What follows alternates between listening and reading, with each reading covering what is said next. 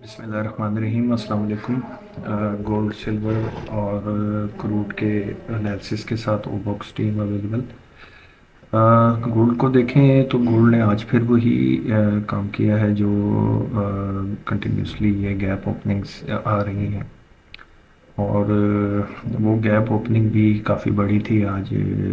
और गोल्ड के जो फ्यूचर के रेट्स हैं उसमें अभी तक इसमें 5624 के हाई बनाए हैं एज़ पर BMX, और जो चार्ट के ऊपर 5627 के हाई है।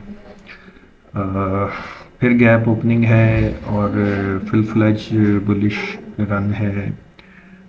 2.50 2.5% तकरीबन इस टाइम करंटली जो है वो गोल्ड मतलब पॉजिटिव नोट में ट्रेड हो रहा है। करंटली 55-85 की रेंज ट्रेड हो रही है इसमें। और कल का ये जो चैनल के रेजिस्टेंस को मिड डे तक तो इस रेजिस्टेंस को, इस ट्रेंड लाइन को जो 53-47 के लेवल्स थे, तो वहाँ से इसने टच करके डिप भी ली और काफ़ी अच्छी डिप है कि जो 53 12-13 तक के जो है वो लो लगाए इसने और दोबारा जो है वो कंटिन्यूशन की। अब ये इसका ब्रेकआउट है 53.96 के ऊपर, जो ट्रेंड लाइन की वजह से जो है वो हर अगले 4 घंटों में वो एक्सटेंड हो जाता है बिकॉज ऑफ ये जो ट्रेंड बहुत मतलब खड़ा ट्रेंड है कह लें इसको। उस वजह से हर 4 आवरली कैंडल्स के बाद जो है इसमें $25 से $30 का नेक्स्ट लेवल बन जाता है। अभी करंट सिनेरियो ये है कि फुल बुलिश मोड में है, लेकिन एक चीज़ जो थोड़ी सी बॉदर कर रही है यहाँ पर कि ये एक दफ़ा जो है इस ब्रेकआउट के बाद रीटेस्ट में नहीं आया और ये कहीं रीटेस्ट करने आ सकता है इस रेंज को। एक दफ़ा ये जो ब्रेकआउट इसने लिया था तो वो आप अपने माइंड में रखें कि कहीं 54-45 से लेकर तो 54-25 तक, मतलब 54-45 से लेकर तो 54-25 के बीच में कहीं इसकी रीटेस्ट की जो है वो रेंज बनेगी। सेकंड चीज़ ये है कि एक और फैक्टर ऑफ फियर है कि ये हाईली ओवरबॉट कंडीशन में है और इसमें अगर आप इसके 4 आवरली में RSIs को देखें तो उनकी वैल्यूज़ 88 के ऊपर है। मतलब 4 आवरली के साथ इतनी हाईली RSIs के साथ ज़्यादा टाइम स्टे नहीं कर सकती चीज़ें, कहीं ना कहीं करेक्टिव डिप ज़रूर आती हैं। और इसी तरह इन टाइम फ्रेम्स को थोड़ा सा ऊपर करके देखें तो डेली के ट्रेड चार्ट में भी देखें तो इसकी RSIs 90s को टच कर रही है और मतलब ये हाईली ओवरबॉट कंडीशन है। छोटे बैंड्स नहीं हैं और एक बड़ी करेक्टिव डिप जो है, अच्छी डिप जो है वो आ सकती है एटलीस्ट इस RSI को न्यूट्रलाइज करने के लिए। दो चीज़ें नेगेटिव इसकी खड़ी हैं, एक तो हाईली ओवरबॉट कंडीशन और ये एक रीटेस्ट जो है जो मैंने आपको पहले बताया कि 54-45 से 54-25 के बीच में कहीं इसको रिटेस्ट ये करने के लिए आ सकता है। ये इसके ऊपर ओवर ड्यू है ये एरिया एक दफ़ा दोबारा टेस्ट करना। अब अगर देखें इसको इलियट वेव्स की टारगेट्स देखें कि उसमें क्या एक्सटेंशन या नए टारगेट्स जो हैं वो क्या आए हैं, तो इसमें देखें कि अभी जो फिफ्थ वेव का जो टारगेट है वो 5685 है और इसी ट्रेंड की जो एक्सटेंशन है वो 5760s की रेंज में बनती है as per Elliot waves targets. फिर बताऊंगा आपको कि जो इसका अभी इमीडिएट टारगेट है वो 5680s की लाइन है और इसकी एक्सटेंशन 5750 से 5760s के बीच में कहीं ट्रेड इसको ये कर सकता है। बस एक फैक्टर ऑफ फियर है हाईली ओवरबॉट और एक रीटेस्ट करेक्टिव मूव जो है वो इसके ऊपर ड्यू है। और अगर यहीं से हम बात करें सिल्वर की, तो सिल्वर ने अभी तक उस तरह एज़ कम्पेयर टू गोल्ड खुल के तेज़ी की साइड पे नहीं गया। आज गो के एक नया ऑल टाइम हाई इसने हिट किया है कोई 119.50 से ऊपर का। अब इसका ट्रेंड जो है वो मतलब नया हाई लगाने के बाद 2-3 दिन इसने यहाँ पे स्लो एंड स्लगिश बिहेवियर दिया, नए हाइज में नहीं घुसा जैसे गोल्ड नए हाई लगा रहा था उस तरह। सिल्वर ने नहीं लगाए।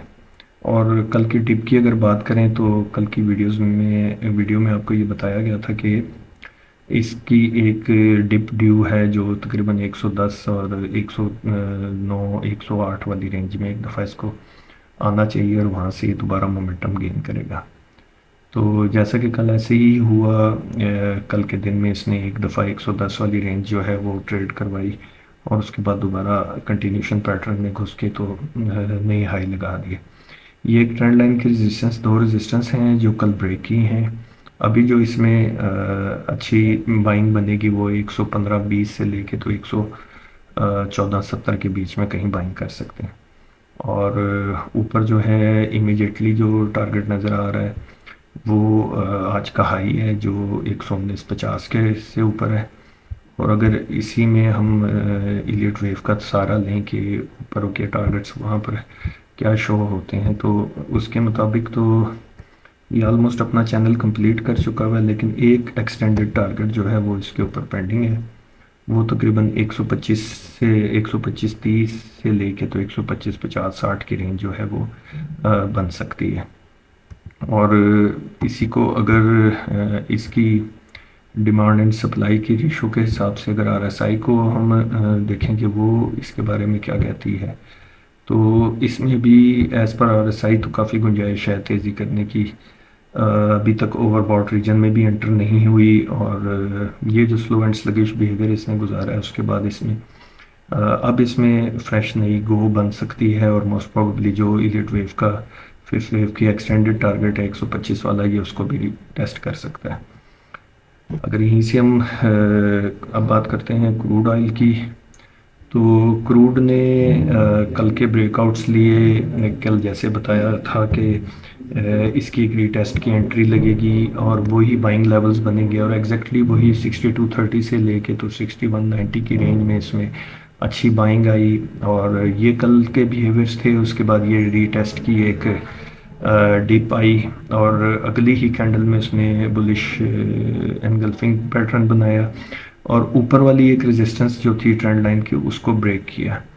अब ब्रेक करने के बाद इसकी ये तकरीबन चौथी कैंडल है जो इसके ऊपर ट्रेड हो रही है और इसमें भी गोल्ड की तरह एक रीटेस्ट के जो डिप है वो पेंडिंग है और वो एक अच्छी सॉलिड बाइंग अपॉर्चुनिटी बन सकती है इस रेंज के अंदर।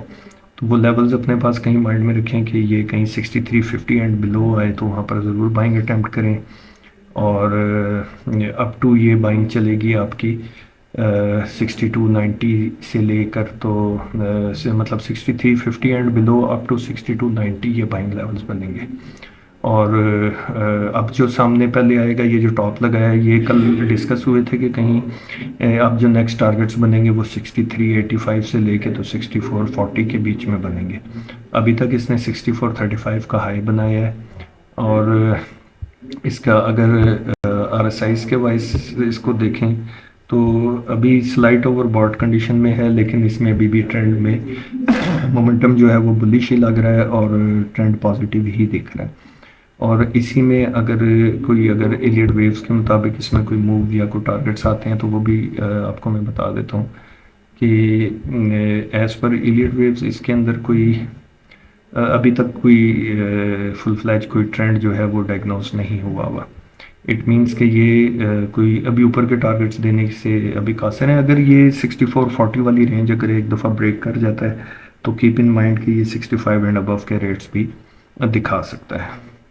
सो स्टे ट्यून विद ऑबक्स gold for analysis of everything. अल्लाह हाफिज़।